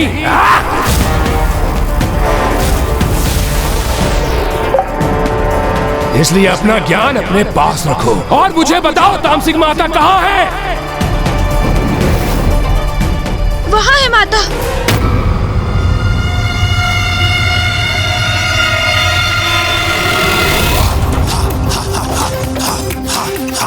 माता तुम्हारे समस्त प्रश्नों के उत्तर के साथ वही दर्शन देंगी तुम्हें।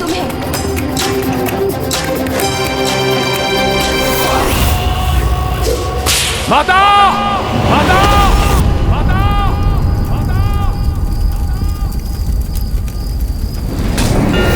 माता! बोल, अब क्या चाहिए तुझे? वही माता जो प्रत्येक योद्धा चाहता है, विजय, युद्ध में विजय माता।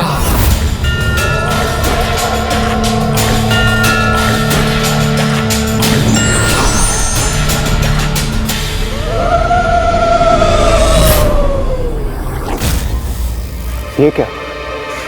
माता तो यहाँ है, फिर ये दुष्ट शिविर के भीतर किससे संवाद कर रहा है? बताओ गणेश, उस शिविर में कौन है जिससे दुर्गमासुर प्रश्न पूछ रहा है? जिन तामसिक माता को उसने स्वयं उत्पन्न किया है माता, मैंने उस पर अपनी गणेश माया का प्रयोग किया है, जिससे कि वो अपने प्रश्नों के उत्तर अपनी आसुरी बुद्धि से ही प्राप्त करे, जो उसे भटकाकर अनुचित दिशा में ही ले जाकर उसके पापों की गागर को पूर्ण रूप से भरेगी और उसे उसके सर्वनाश की ओर ले जाएगी।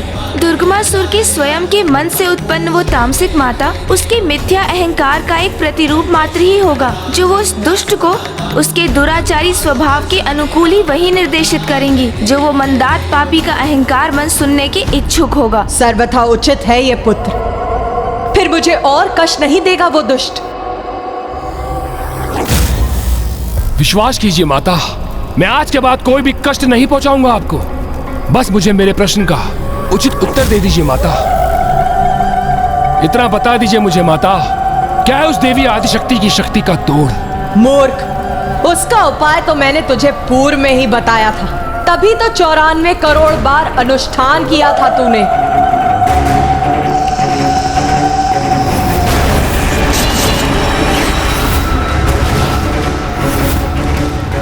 वो तो मुझे भी ज्ञात है माता, किंतु अब इस अंतिम युद्ध से पूर्व कोई सुझाव तो दीजिए मुझे माता। आपकी निरंतर पूजा की है मैंने, अनुष्ठान किया है आपका माता मैंने, इसलिए आपको मुझे कोई सुझाव तो देना ही होगा माता। शत्रु को पराजित करने के लिए सर्वप्रथम उसका मनोबल भंग किया जाता है। मूर्ख, इतना भी ज्ञात नहीं है तुझे?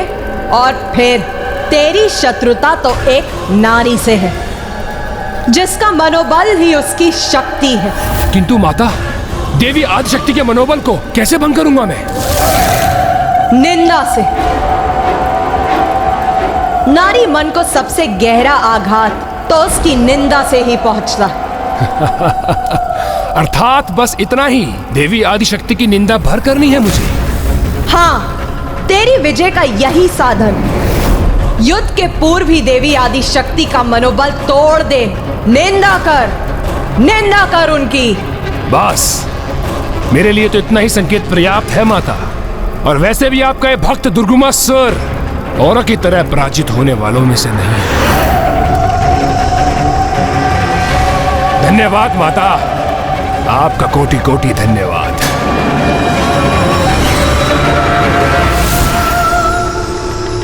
तेरी विजय का यही साधन है। युद्ध के पूर्व ही देवी आदिशक्ति के मनोबल को तोड़ दो। निंदा कर उसकी, निंदा। माता, मैं क्षमा चाहता हूँ, किंतु ऐसा करना अनिवार्य था। नहीं पुत्र, तुम्हें क्षमा याचना करने की कोई आवश्यकता नहीं, क्योंकि जो धर्म का पालन नहीं करते, किसी की विवशता को अपना अस्त्र बनाते हैं, उन्हें इस प्रकार पाठ सिखाना कदाचित अनुचित नहीं।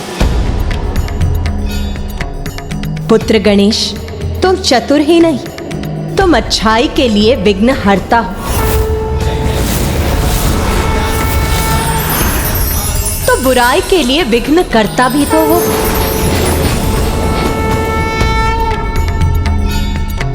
जो तुमने किया सर्वथा उचित है। अब कल उसके पापों की गागर भरकर अवश्य छलकेगी। धन्यवाद माँ।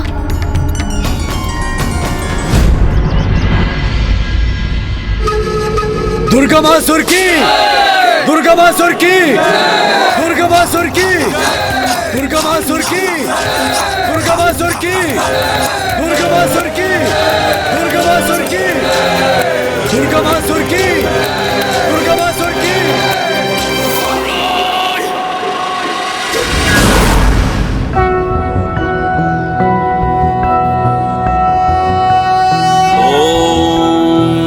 ओम जय महागणाधिपते नमः। कोटि ओम जय महागणाधिपते नमः। ओम जय महागणाधिपते नमः।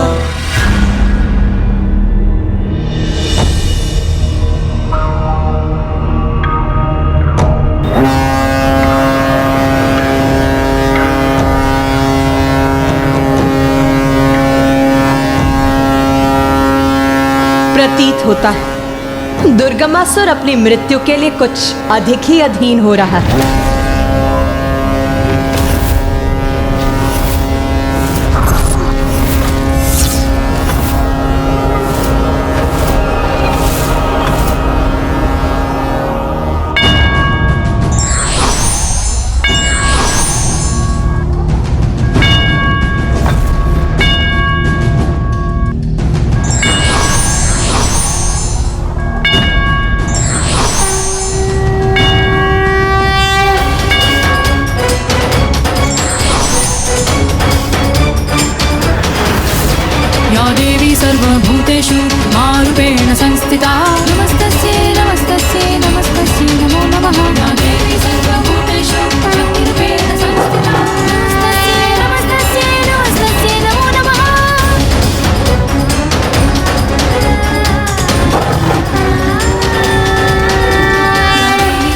आदिशक्ति की जय, माता विंध्यवासिनी की जय, माता आदिशक्ति की जय, माता विंध्यवासिनी की जय, माता आदिशक्ति की जय, माता विंध्यवासिनी की जय, माता आदिशक्ति की जय, माता विंध्यवासिनी की जय, माता आदिशक्ति की जय, माता विंध्यवासिनी की जय, माता आदिशक्ति की जय, माता विंध्यवासिनी की जय।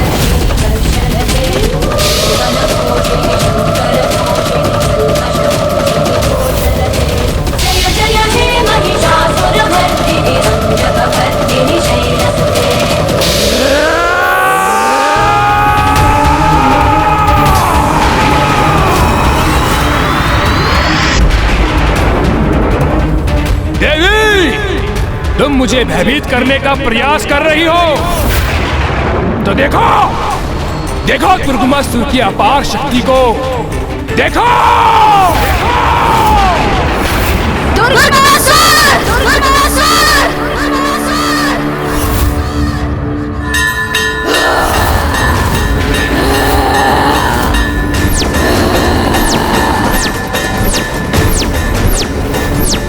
अपनी अनेक भुजाओं को प्रकट कर व्यर्थ है तुम्हारा शक्ति प्रदर्शन, क्योंकि तुम्हारा दुर्भाग्य अब तुम्हारे समक्ष है। तुम्हारी भुजाओं की संख्या तुम्हारी शेष श्वासों से भी कहीं अधिक है। अब तुम्हारा अंत अत्यंत निकट है दुर्गमासुर।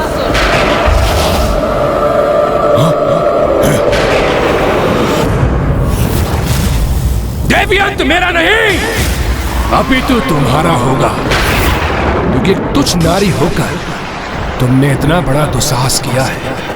युद्ध भूमि में पहुंचकर मुझे चुनौती दी है। महाशक्तिशाली महासुर दुर्गमासुर को, जिसका अंत करना दुर्गम ही नहीं अपितु असंभव है, असंभव है।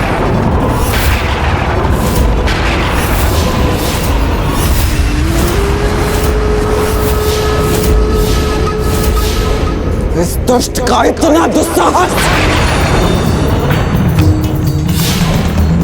भैया, इस दुष्ट के इसी दुस्साहस से अब इसके पापों की गागर और तीव्र गति से भरेगी। आप चिंता मत कीजिए भैया, अब इसके जीवन की उल्टी गिनती आरंभ हो चुकी है। देखिएगा, शीघ्र ही अंत होगा इस दुष्ट का।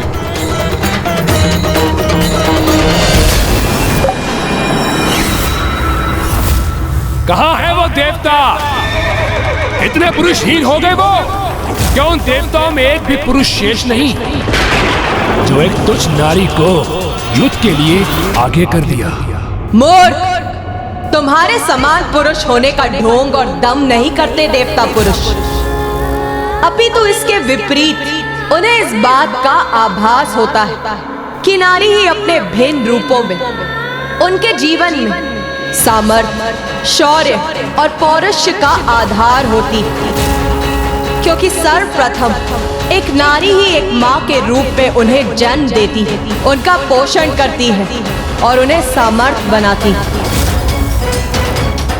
और फिर एक बहन के रूप में एक अन्य नारी अपने भ्राता के हाथों में रक्षा सूत्र बांधकर उसे उसके उत्तरदायित्व का आभास कराती है। और फिर एक पत्नी रूप में भी तो एक नारी ही होती है जो स्वयं पूजा पाठ और व्रत कर अपने पति की रक्षा सुनिश्चित करती है। इसीलिए वो पुरुष जो देव बुद्धि संपन्न, वो नारी को स्वयं से निम्न मानकर उसे पीछे रखने की कल्पना भी नहीं करता, अपितु वो नारी को आगे बढ़ाने में सहायक होते हैं। तो जैसे मिथ्या और आसुरी बुद्धि वाले पुरुषों को यही सीख देने आगे आई है ये नारी।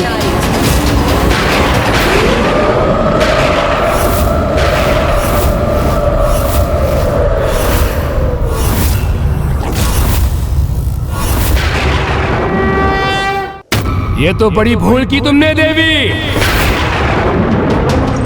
नारियों के समान अपनी जीवा और पांव दोनों को नियंत्रण में रखना चाहिए था,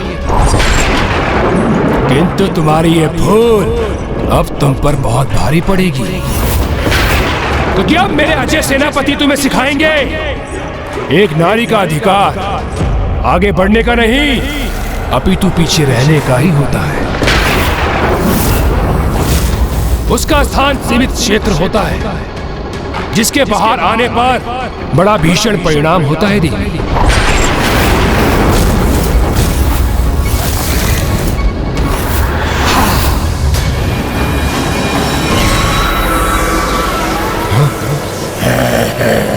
अतिरिक्त ऊर्जा प्रदान कर अपने सेनापतियों को और अधिक सशक्त बना दूंगा मैं।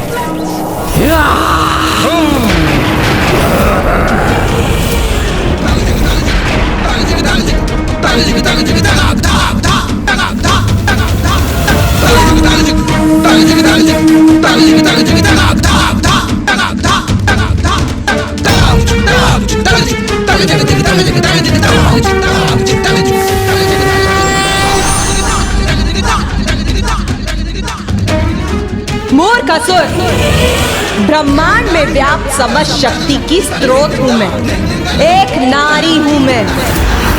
और एक नारी शक्ति को सीमित समझने वाले मेरी शक्ति के समक्ष तुम्हारी शक्ति वास्तव में तुच्छ ही है। और फिर भी उसका अपार दम्भ है तुम्हें, जो तुम्हारे नष्ट होने के साथ ही शीघ्र ही खंडित हो जाएगा।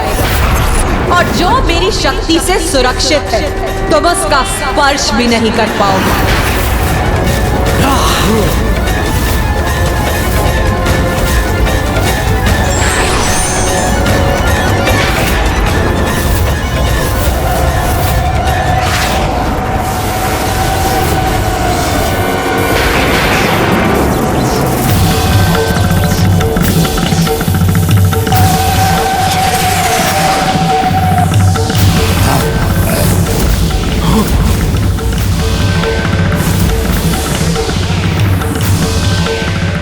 इन असुरों के चारों ओर ये वृत्त रूपी घेरा क्यों उत्पन्न कर दिया है मैंने? ध्यान से देखिए इस वृत्त को।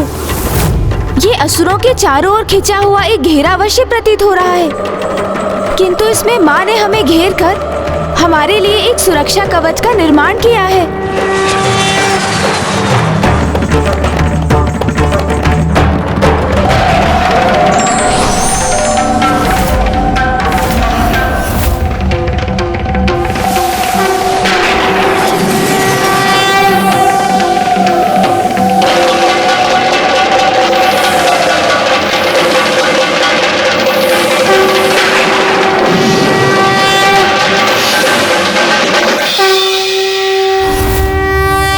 माँ को ज्ञात है कि इस युद्ध के आरंभ होने पर यहाँ अनंत शक्ति का प्रयोग होगा, इसलिए हमारे और शेष सृष्टि के चारों ओर अपने दिव्य सुरक्षा कवच का निर्माण कर अब माँ सभी की सुरक्षा के प्रति निश्चिंत होकर युद्ध के लिए तत्पर हो गई है।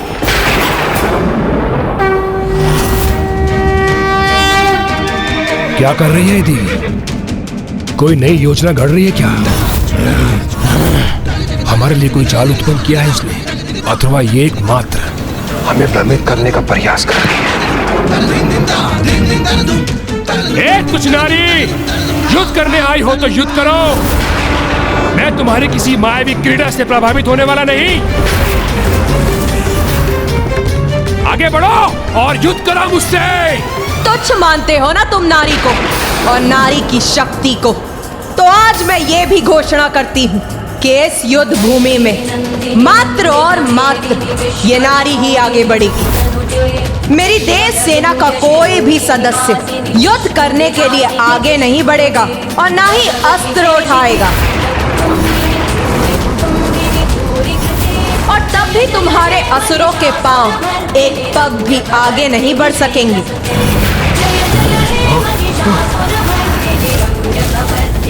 और आज इस युद्ध भूमि में उन्हें पीछे हटकर अपनी मृत्यु की ओर ही बढ़ना होगा। माता आदिशक्ति की, माता विंध्यवासिनी की, माता आदिशक्ति की, माता विंध्यवासिनी की, माता आदिशक्ति की, माता विंध्यवासिनी की।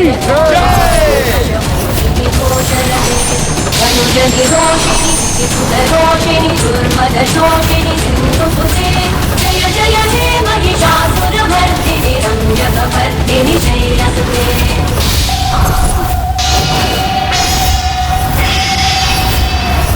माँ ने अपने माता चंद्रघंटा, माता कालरात्रि और माता कुष्मांडा स्वरूप प्रकट किए हैं,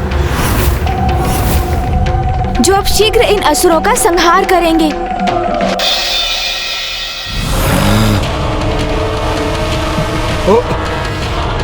ये तीनों देवियां तो अत्यंत भयंकर प्रतीत हो रही हैं। हाँ, और ये तो जैसे हमारा भक्षण करने के लिए तत्पर हैं।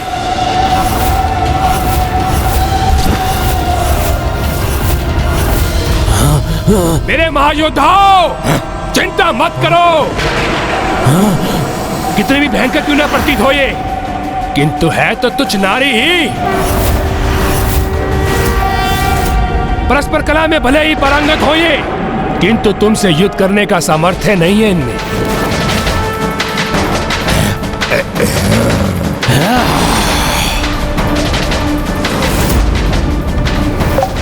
दुष्ट, इसी प्रकार तुम माता का अपमान करते रहे तो कदाचित युद्ध से पूर्व तुम्हारे पापों की गागर पूर्ण रूप से भर जाएगी, और फिर वही काल बनेगा एक नारी के हाथों तुम्हारी पीड़ादायक मृत्यु का।